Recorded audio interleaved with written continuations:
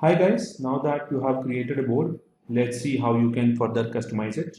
So when you create a board, you land on this view called project dashboard, which is the visual summary of the progress of your current project. This is 100% customizable. You can go ahead and add more widgets to it by clicking on the edit more option. There are many views available in your project. This is a table view, but if you prefer to use a Kanban, Gantt or calendar view, that is also available. Similarly, we also have a files view wherein all the files of your project are available in a consolidated place. Let's go to the table view. Within a table, you see that there are certain groups. These groups are logical bifurcations of your tasks or items. Within these groups, you will find the tasks are available. Creating a new task is fairly simple.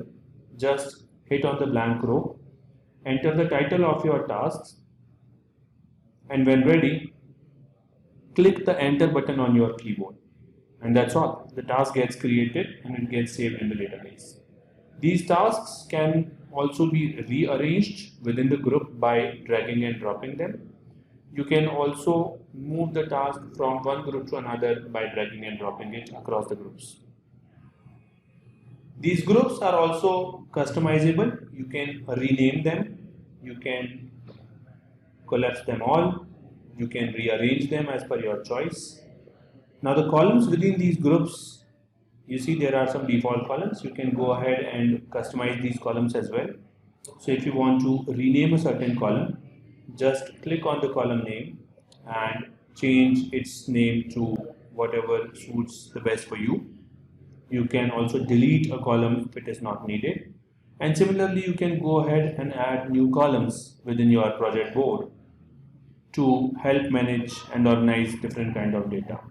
There are more than 30 different kind of columns that you can add to manage and organize your data. Now let's talk about the column values. Each of the column values can be updated according to your needs. Some columns come with some default values, others don't, but you can go ahead and create your own options for those columns or values for those columns. For example, for status, I want to create done, in progress and new. I can go ahead and create these values once, and once I have created them, I can simply click on those to assign the statuses to various items. Similarly, I can assign an item to me or to other people in this board or in this project. Right now, I'm the only person on this board, but you can go ahead and invite new team members or guests or clients on a board. You can also go ahead and add existing team members who are already part of your account within this board. Just go on to the existing tab, select the people you want, and click on the save button. Let's talk about the task comments. Task comments are the place where the detailed discussion on the task happens within your team members. Over here, you can also use @mention to tag other team members to notify them of important updates or important comments. It's very simple, just write and the names of all the team members will show up. Select the one that you want to tag and leave a message for them. Now, in most programs, the important decisions that happens within the task comments, they get lost in the chat history. Within anywhere, you can mark any important task comments as decisions. When you do that, all the decisions related to a project are now available in a consolidated view of their own called decisions. Similarly, you can mark anything that is a blocker as a blocker, and all the blockers are available within the blocker tab of the task comments. Let's talk about automation for a minute. Automations help you automate the repetitive tasks within your project. So for example, if you see, if I create a new task here, the status and assigned to columns are all blank.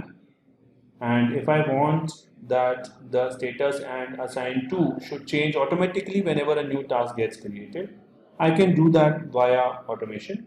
So I'll click on this robot icon on the top right corner and click on create new automation.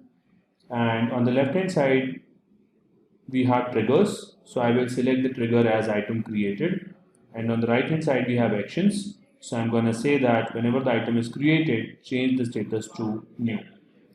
The automation works on a very simple principle of if this happens, do that. So if item is created, change the status to new. Similarly, I am going to go ahead and create one more. When the item is created, assign it to a certain team member within that team. So I have created these two automations on this board now. Again, now when I go ahead and create a new item, you will see that the status gets changed to new and it gets assigned to me automatically. So automations help you save a lot of time, and you can go ahead and use a number of predefined automation recipes which are available within each of your board, or if you want, you can go ahead and create new automations just like we did.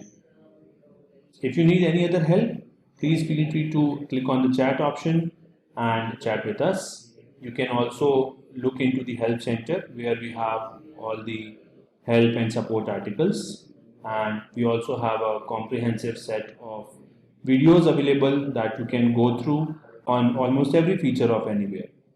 In any case, if you need any help, feel free to connect with us. Thank you.